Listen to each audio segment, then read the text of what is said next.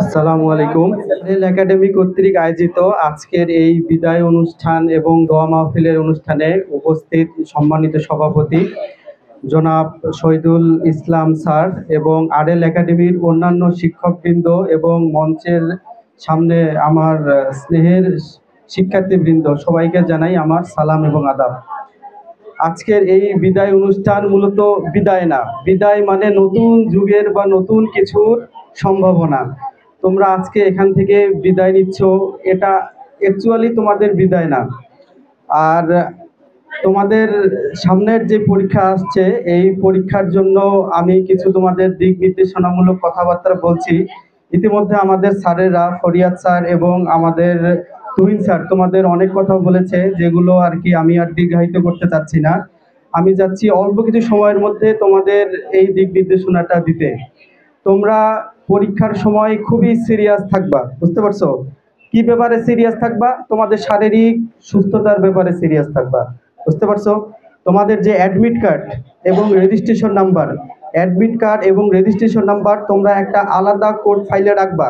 ওই code file থেকে তোমরা কখনোই ওটা বের করবা না, বুঝতে পারছো? তোমরা তোমাদের অ্যাডমিট কার্ড এবং রেজিস্ট্রেশন নাম্বারের যে কার্ড থাকে সেটা একটা ফাইলের মধ্যে রাখবা এবং ওই ফাইলের মধ্যে 3টা কলম, পিন পয়েন্ট কলম যেটাকে বলে, এই পিন পয়েন্ট কলম এটার ভিতরে ঢুকে রাখবা। পরীক্ষার আগের রাতে কোনো প্রকার মানসিক এবং শারীরিক চাপ নেওয়া যাবে না। এটা আমি আবার বলছি, আই রিপিট, পরীক্ষার আগের রাতে তুমি পড়ে এমন কোনো কিছুই করতে পারবা না। একদিনের রাত, এটা ইট ডাজেন্ট ম্যাটার। তোমাকে আগে থেকেই সব কিছু প্রিপারেশন নিয়ে রাখতে হবে। পরীক্ষার আগের রাতে যথাসময়ে তোমাকে ঘুমানোর প্রস্তুতি নিতে হবে এবং যথাসময়ে ঘুম থেকে উঠতে হবে। পরীক্ষা শুরু হওয়ার 1 ঘন্টা পূর্বে, প্রথম পরীক্ষা শুরু হওয়ার 1 ঘন্টা পূর্বে তোমাকে তোমাদের যেই পরীক্ষা কেন্দ্র আছে সেখানে উপস্থিত থাকতে হবে। পরীক্ষায় কোনো প্রকার মানসিক টেনশন করা যাবে না, বুঝতে পারছো? এই জিনিসটা খুবই ইম্পর্টেন্ট। অনেকে পরীক্ষার হলে ঢোকার আগেই অবস্থা খারাপ, কি পরীক্ষা দিব, কি কোশ্চেন আসবে, এটা নিয়ে ভাবতে ভাবতেই অবস্থা খারাপ। কোনো প্রকার টেনশন করা যাবে না এবং মানসিক চাপ নেওয়া যাবে না। আর তোমাদের সৃজনশীল যে প্রশ্ন আছে, সৃজনশীল প্রশ্ন আগে প্রথমে প্রশ্নটা পাওয়ার পরে শুরু থেকে শেষ পর্যন্ত খুব ভালোভাবে আগে প্রশ্নটা পড়বা, বুঝতে পারছো? শুরু থেকে শেষ পর্যন্ত খুব ভালোভাবে প্রশ্নটা আগে পড়বা। যেই প্রশ্ন তোমার কাছে মনে হবে যে আমি এই প্রশ্নের অ্যান্সার খুব ভালোভাবে দিতে পারবো, সেই প্রশ্ন আগে তোমরা শুরু করবা।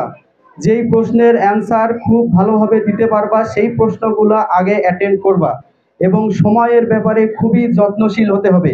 তোমাদের নির্ধারিত যে সময় দেওয়া হবে সেই সময়ের পূর্বেই বা এই সময়ের মধ্যেই তোমাদের পরীক্ষাটা কিন্তু শেষ করতে হবে, বুঝতে পারছো? আর অবজেক্টিভ দাগানোর ব্যাপারে একটু সতর্কতা অবলম্বন করতে হবে। তাড়াহুড়া করতে গিয়ে কয়ের অপশন ক্ষয়ের অপশনে দাগানো যাবে না, ক্ষয়ের অপশন গয়ের অপশন দাগানো যাবে না।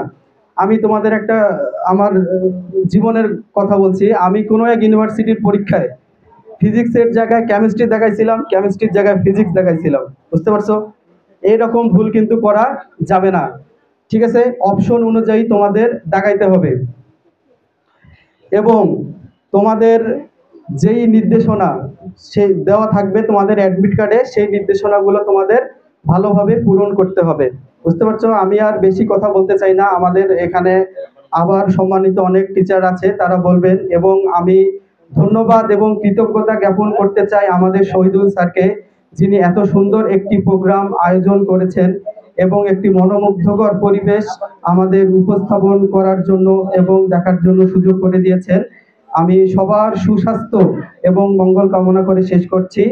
আর আমাদের এখানে যারা শিক্ষকবৃন্দ আছে, তোমরা আমাদের জন্য দোয়া করবা, আমরা যাতে তোমাদের ভালোভাবে পাঠদান কর্মসূচি সম্পন্ন করতে পারি। এবং তোমাদের এইচএসসি শিক্ষার্থী ব্যতীত বাকি যেই শিক্ষার্থীরা এই কোচিংয়ের সাথে সম্পৃক্ত আছো, তাদেরও আমি কিছু কথা বলতে চাই। তোমরা রেগুলার কোচিংয়ে আসবা, কোচিং মিস করবা না এবং টিচাররা তোমাদের যে গাইডলাইন দিচ্ছে সেই গাইডলাইন ফলো করে তোমরা সামনের দিকে এগিয়ে যাবা। আবারও ধন্যবাদ জ্ঞাপন করছি সকল শিক্ষকবৃন্দকে এবং শহীদুল স্যারকে। আসসালামু আলাইকুম ওয়া রাহমাতুল্লাহ।